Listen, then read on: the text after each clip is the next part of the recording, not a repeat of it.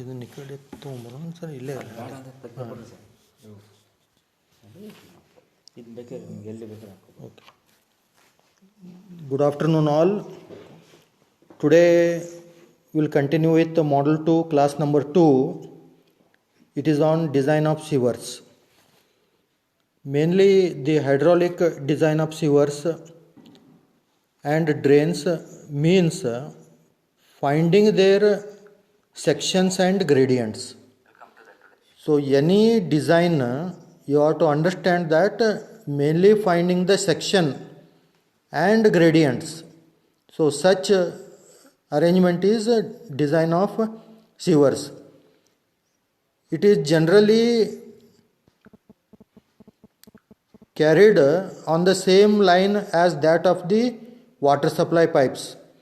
So whatever you have studied in previous semester, water supply design, the same guidelines is followed in the design of sewers. So there are mainly two differences between the design of sewer and the water pipe mains. So first difference is presence of solid matter. So the sewage contain particles in suspension. The heavier of that are going to settle at the bottom of the pipes. So this is due to low velocity of sewage carriage, and this may lead to clogging of the pipes. So whenever there are suspension particles are there, the tendency of the suspension in lower velocities is to settle at the bottom of the pipe. So this is the first difference. And the second difference is of pressure. So the pressure, any sewage in the pipe, it will be flowing with pressure. So that pressure, if you don't want silting, then you have to laid the pipe in such a gradient so as to generate self-cleansing velocities at different possible sections or different discharges. So which means what? Whatever the pipe's gradient, that should be laid properly so as to obtain self-cleansing velocity, so that no settlement. Otherwise there is going to happen settlement. The sewer pipes carry sewer under gravity. Mainly the pipes are laid under gravity with the help of pipes. But for such thing we have to see that there should be continuous downward gradient. Continuous downward gradient, so that automatically the self-cleansing velocity will be obtained.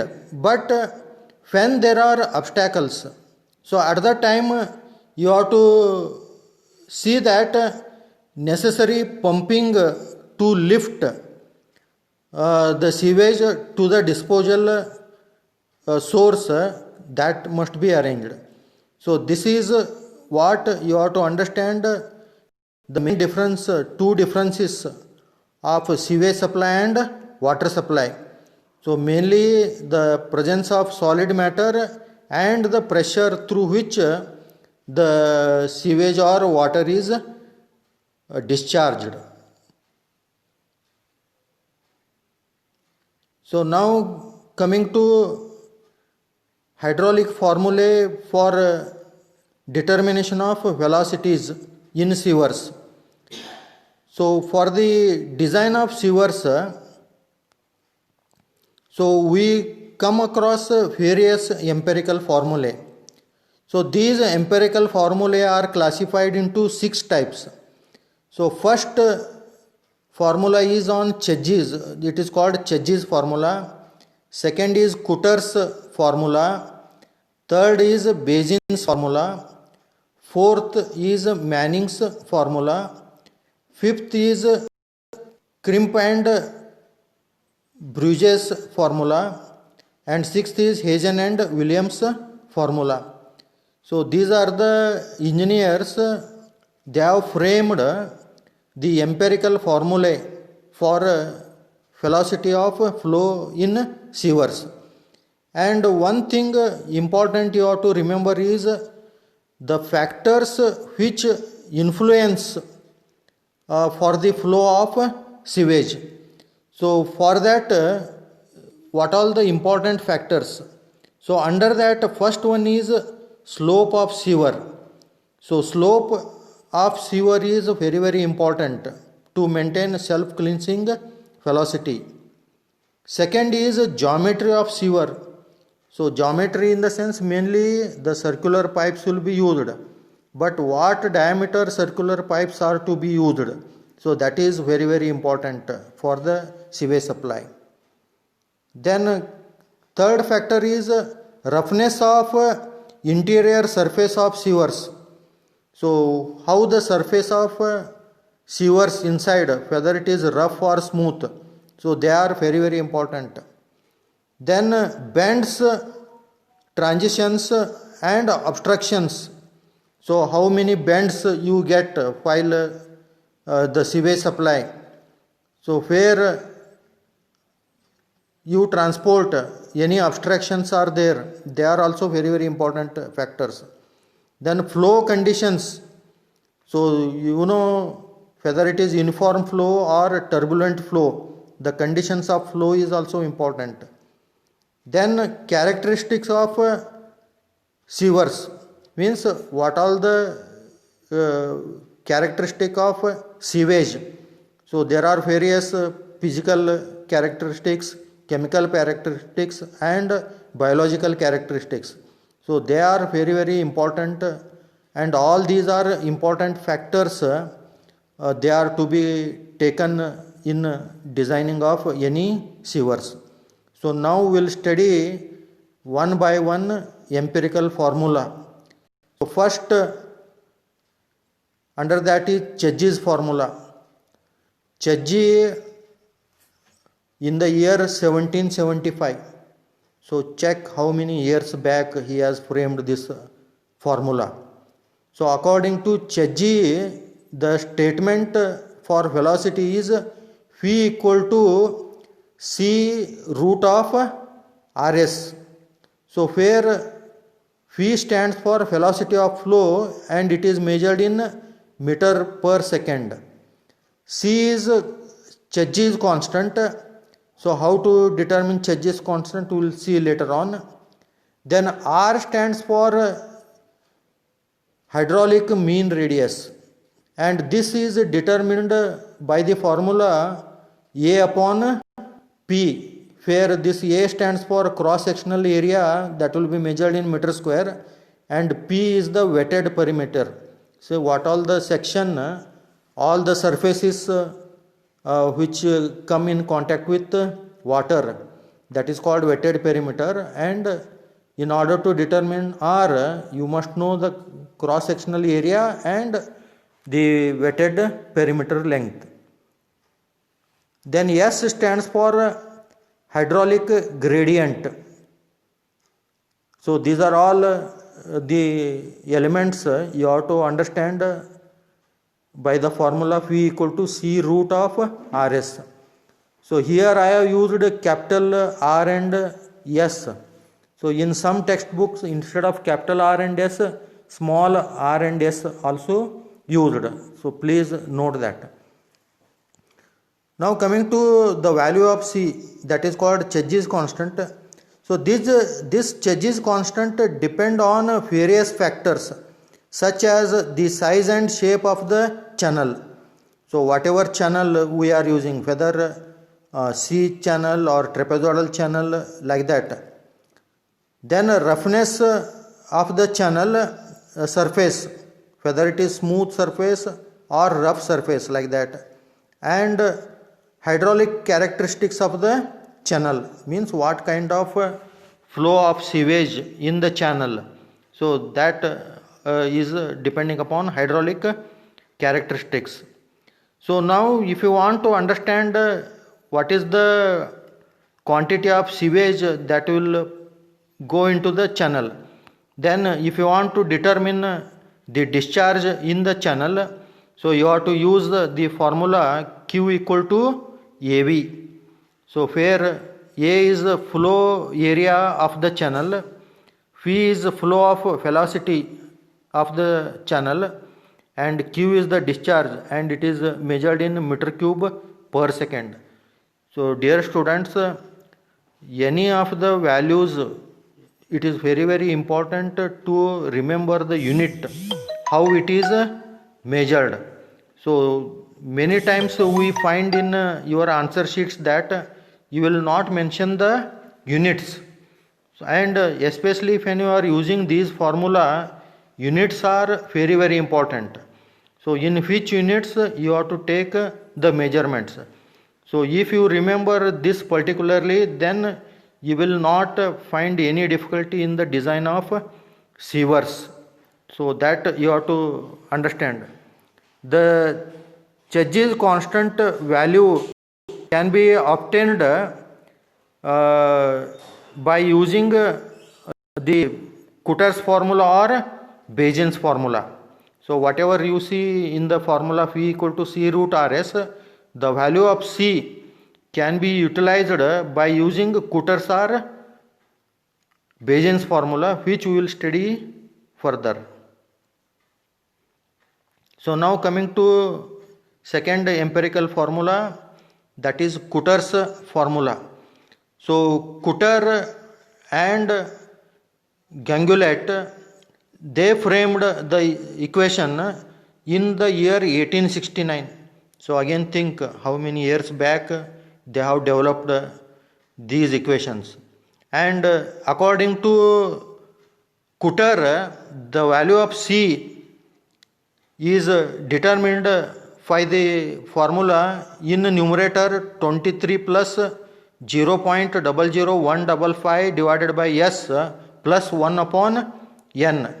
So this entire numerator divided in denominator by the value 1 plus into bracket 23 plus 0.00155 divided by S into N upon root R. So this is the formula generated by Cutter, and here in the formula the value of N is called as rugosity coefficient, and it depends upon the nature of inside surface of the sewer. So whatever the surface, whether it is smooth surface or rough surface, accordingly this value of N depends. So in the formula, R stands for again the same hydraulic mean radius, S stands for the slope of the sewer, and according to Cutter, the value of N is given by like this. So if you take Cutter's or Manning's coefficient, then the value of C you have to understand if it is a salt glazed stoneware pipe. So whatever the pipe we use, so if it is a salt glazed stoneware pipe, so if the pipe is in good condition, the value of C is 0.012, and if the pipe is fair, ಸಾಧಾರಣ ಅಂತ ಏನು ಹೇಳ್ತೀವಲ್ಲ ನಾವು, if it is fair, it is 0.014. So this is for value of C you have to remember, especially in solving the problems. Then if it is cement concrete pipe, then the value of C is for good condition it is 0.013, and for fair condition it is 0.015. Then coming to cast iron pipe, so for good it is 0.012, and for fair it is 0.013. Then coming to brick pipe if it is unglazed, then the for good condition value is 0.013 and for fair condition it is 0.015. So there are slight variations in the values of C between different pipes. So you have to remember thoroughly. Suppose if you use asbestos cement pipe, then for good asbestos cement pipe the value of C is 0.011 and for fair pipe it is 0.012. And for plastic smooth, you call it as PVC pipe, no? So if the smooth surface of the PVC pipe is there, then for that value of C is for good pipe is 0.011 and for fair pipe it is 0.001. And one thing you have to understand is that, so suppose if you are using a cement concrete pipe and its diameter is more than 600 and above, the diameter of the cement concrete pipe is more than 600 and above, then the value of n may be taken as 0.013. So whatever in this formula n you can see it, no? So you have to make use of these values. So this is what you have to understand about Cooter's formula. This Cooter's formula is mainly used for finding the Cheggy's constant. Whatever Cheggy's formula first we have studied, so there the value of C that can be obtained using Cooter's formula. So if you want to solve first, you have to understand about second. So this is what you remember about Cooter's formula. Then coming to third, that is called Bayesian's formula. So Bayesian in 1897 he framed this equation. Again this equation for Cheggy's constant only. So according to Bayesian, the value of C is given by the formula in numerator 157.6, in denominator 1.81 plus k divided by root r. So this is the formula given by Bayesian. So here the k stands for Bayesian's constant, and this Bayesian constant is again determined by different conditions of pipes, and according to Bayesian, so you have to remember the value of k. So if the inside surface of the sewer, if it is a very smooth surface, then the value is 0.019. So these are all the values for k you have to remember. So which is called Bayesian's constant. So if it is surface is smooth brick or concrete surface, then the value is 0.09. Then if it is rough brick, it is 0.833. If it is smooth rubble masonry surface, then it is 1.54. If it is good earthen channel, then it is 0.50. And if it is rough earthen channel, then it is 3.17.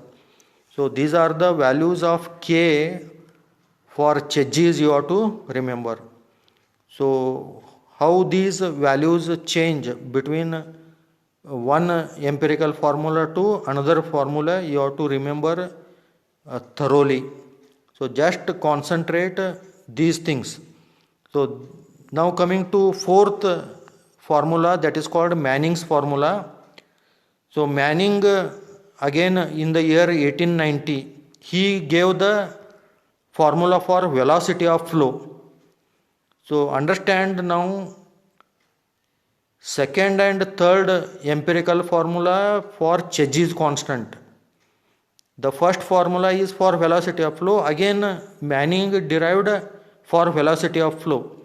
So according to Manning, if you want to determine velocity of flow, it is given by the formula 1 upon n r raised to 2 by 3 s raised to half. So here the values of V, N, R and S have the same meanings of the previous equations what we have studied. So the same meaning for these notations, but the velocity formula you have to remember as 1 upon n r raised to 2 by 3 s raised to 2 by 3. So this is you have to remember as Manning's formula. Then coming to fifth formula, that is called Crimp formula. So again for the velocity of flow, so it is given by the formula V equal to 83.47 r raised to 2 by 3 s raised to half. So again the values of V, R and S are same as what we have taken earlier. Then you can compare between Manning's formula and Crimp's formula. So in place of Manning's formula it is 1 upon n, and here in place of 1 upon n it is 83.47. So if you compare with this Manning's formula, then phi can be written 1 upon n r raised to 2 by 3 s raised to half is Manning's formula, and 83.47 r raised to 2 by 3 s raised to half is Crimp's formula. So if you compare, in place of 1 upon n it is 83.7, and if you work out this comes as 0.012. So which means what, you can take directly the value of n as 0.012 for this equation. So it is not necessary to remember earlier chart for the value of n. So here if you are solving by Crimp or Manning's, the value of n you consider it as 0.012. Then coming to the last equation, Hazen and Williams formula. So Allen Hazen and G.S. William, so in 1902 they framed again for the velocity of flow equation. So according to them, phi is given by 0.85 into C into R raised to 0.63 into S raised to 0.54. So here in previous equation R to the power 2 by 3 and S to the power half.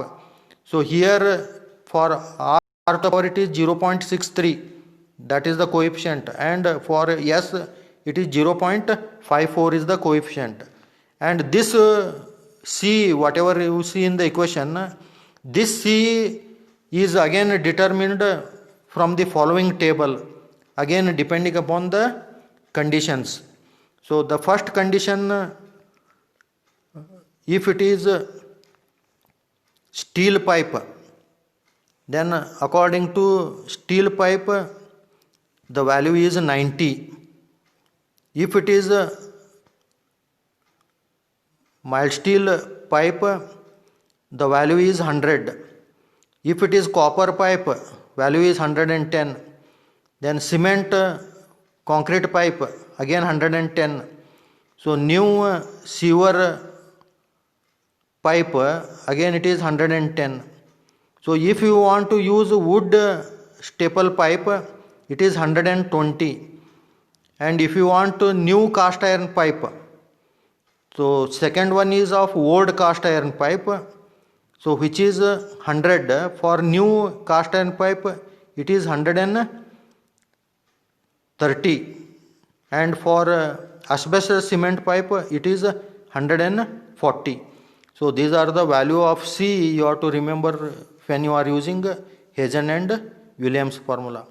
So in designing the sewers, so you have to understand how the empirical formulas are generated. So from first Chedis to this Hazen and William, so one by one variations. So all these things you have to keep in mind whenever you are going for a design of sewers.